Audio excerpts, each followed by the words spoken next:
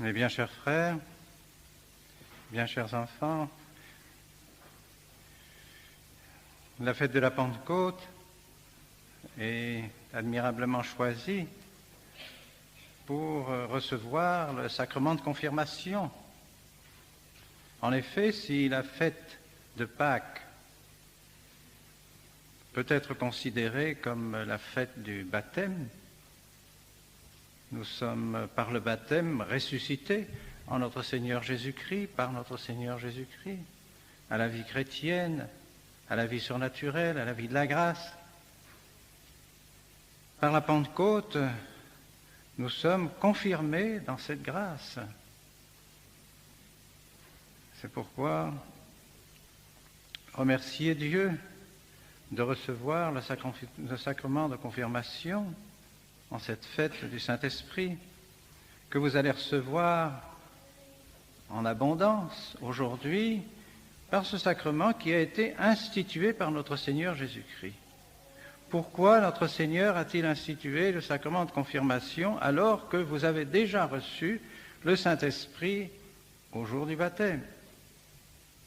En effet, le prêtre qui vous a baptisé a prononcé ces paroles: Exi habeo spiritu immonde, et da locum spiritui sancto.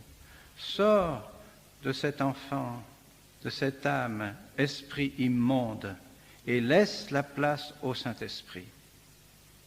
Ces paroles signifient bien que par le baptême, vous avez reçu déjà le Saint-Esprit.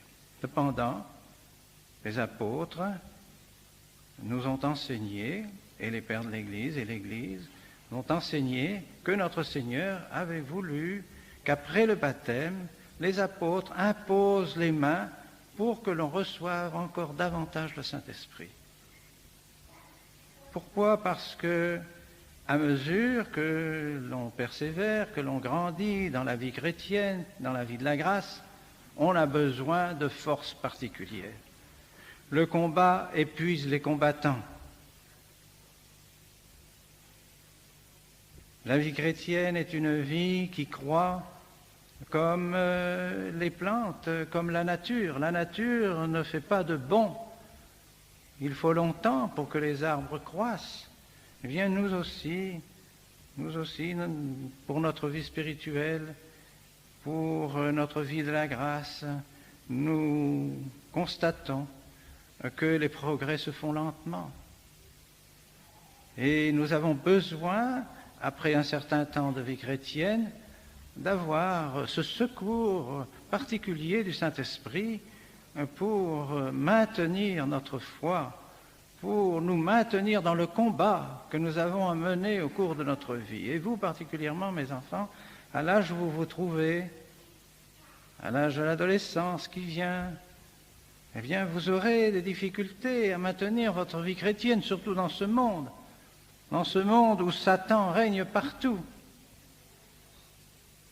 Il a tous les moyens à sa disposition pour essayer de nous détourner de la vie chrétienne, pour essayer de nous détourner de la pratique des commandements de Dieu.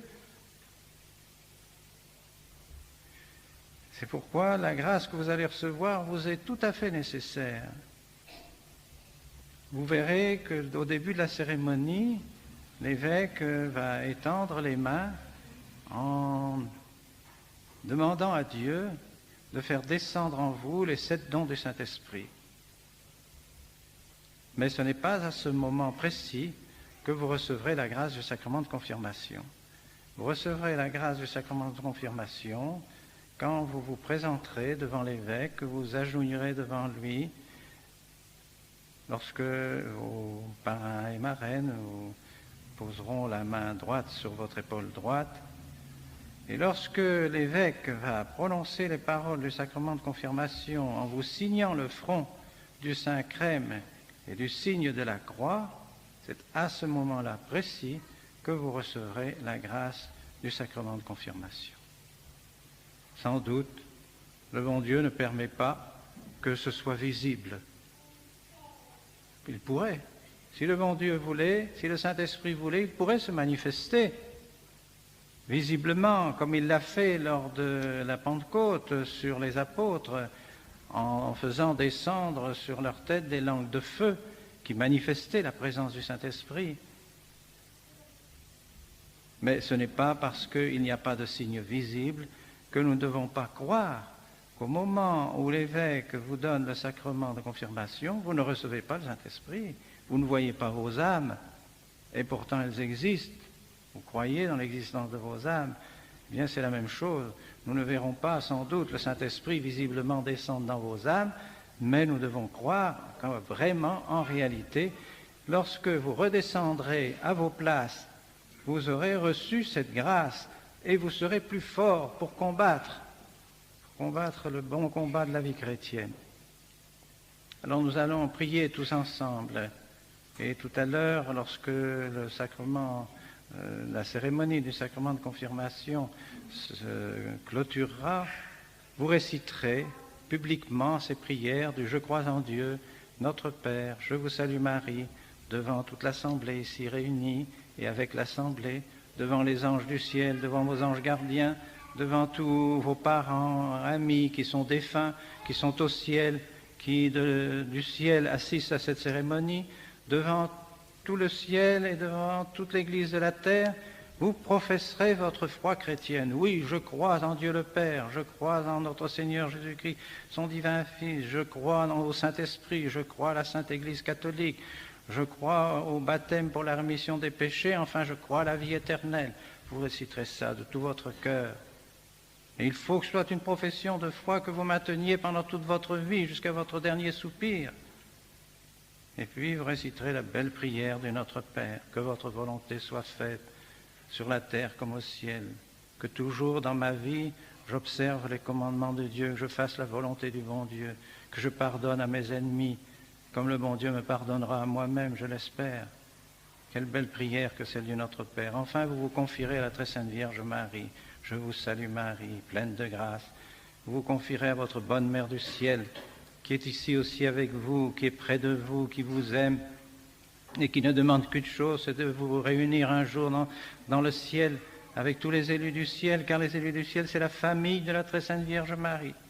Nous faisons partie de la famille de la très sainte Vierge Marie. Elle est notre mère.